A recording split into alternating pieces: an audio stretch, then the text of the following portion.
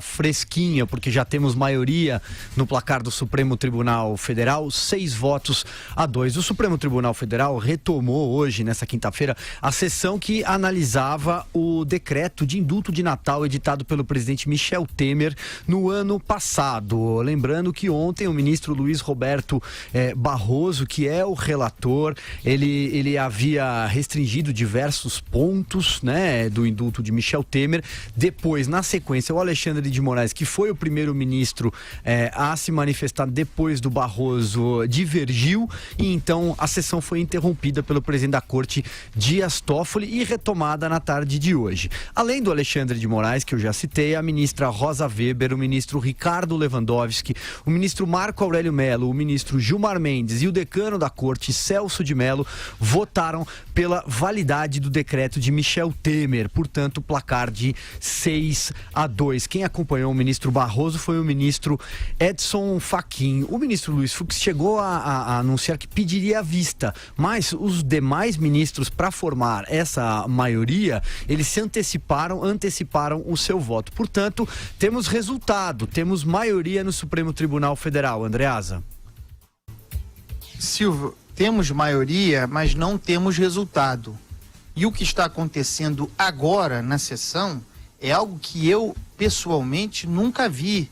E eu gosto de acompanhar as sessões do Supremo e acho que está acontecendo algo sem precedente. A história da sessão de hoje é essa que você contou. Então, nós tínhamos o voto do Barroso e do Moraes de ontem. Depois, o Fachin votou formando com o relator, com o Barroso, e a Rosa Weber formou com a divergência. Nessa ocasião, o Ricardo Lewandowski, porque tinha um compromisso fora, pediu para antecipar o seu voto, passando à frente do Luiz Fux.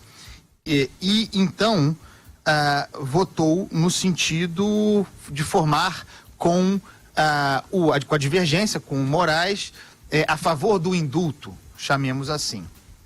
Tínhamos, portanto, 3-2. Nessa ocasião, o Luiz Fux, na sua vez, pediu a palavra, teve a palavra e pediu vista do processo. Algo perfeitamente normal, comum, regimental.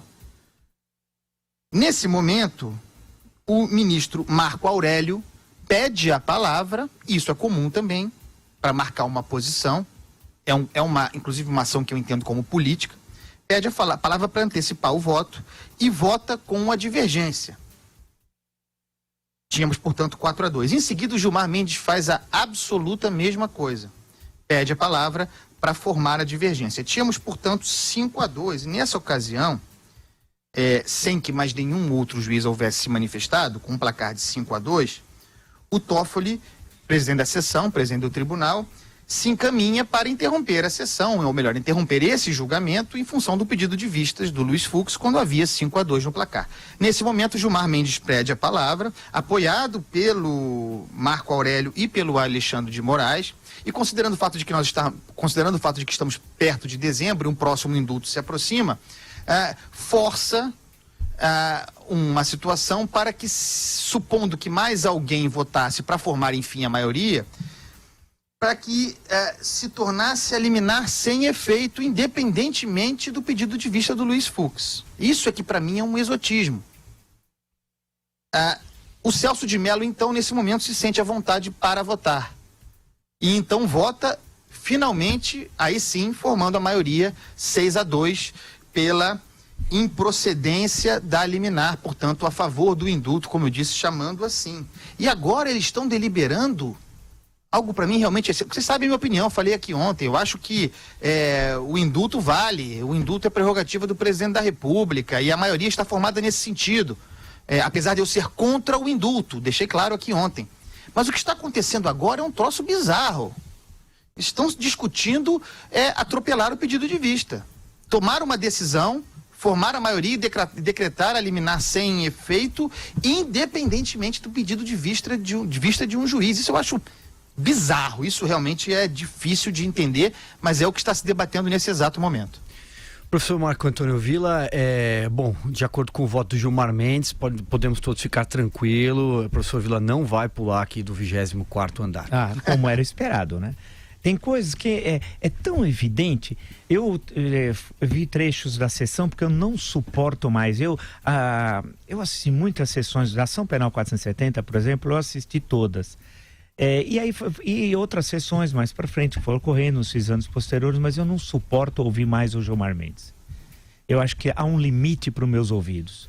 Eu ouço muita asneira, muita coisa ruim, muita coisa antirrepublicana, mas o Gilmar Mendes, ele é o máximo, ele é o top. Eu não consigo ouvi-lo, nem dizer bom dia. Não consigo ouvi-lo. A minha tolerância terminou. Por isso que a minha Constituição, que um dia nós vamos ter uma outra, não essa, e nós não temos medo de falar nisso, teria um outro Supremo. Não esse. Esse desserve ao Brasil e desserve à Constituição. Não estou dizendo que é para fechá-lo, como disse um rapaz aí há tempos atrás. Não é isso. Temos de reconstruir a estrutura constitucional brasileira. Com outro tipo de nomeação, com mandato de ministro do Supremo, uma outra coisa. Chega de ter essa farsa. O Supremo é uma farsa. Não é jurídico aquilo lá. O Supremo trata de questões políticas. É uma Assembleia.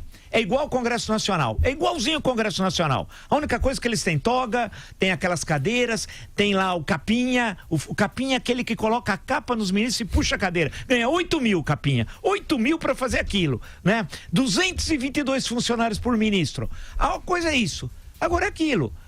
Agora, eles violam o próprio regimento que foi editado, até uma edição bonita na gestão César Peluso, né? Uma edição bonita do regimento, capa dura, todo bonitinho. Eles violam o regimento a toda hora. Isso não pode.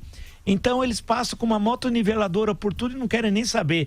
A decisão já era esperada. Eu acho, reafirmo o que eu disse ontem, o indulto do Temer é criminoso. Criminoso. Né? Ele tenta atacar, são 21 que podem sair da Lava Jato. É criminoso, é um indulto contra o Brasil, contra a moralidade e contra a República.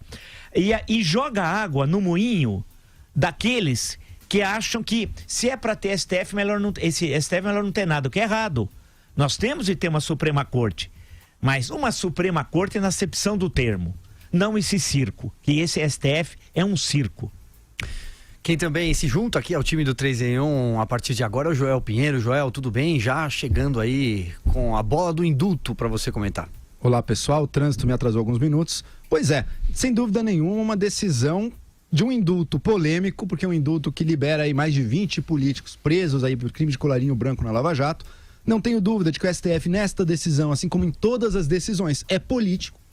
Porque o texto não se limita só ao texto da lei, a decisão é sempre pensada em termos políticos, mas nesta decisão política, a decisão que foi feita foi de seguir o que a lei diz, né? Por mais que cause indignação esse indulto do Temer, Celso de Mello diz que não é o mais generoso da história, né? Por mais que cause indignação esse indulto que o Temer deu em 2017, que é o que está sendo julgado, é claro que está nas prerrogativas do presidente, dada pela Constituição, a capacidade de dar esse indulto. É isso que os ministros reconheceram.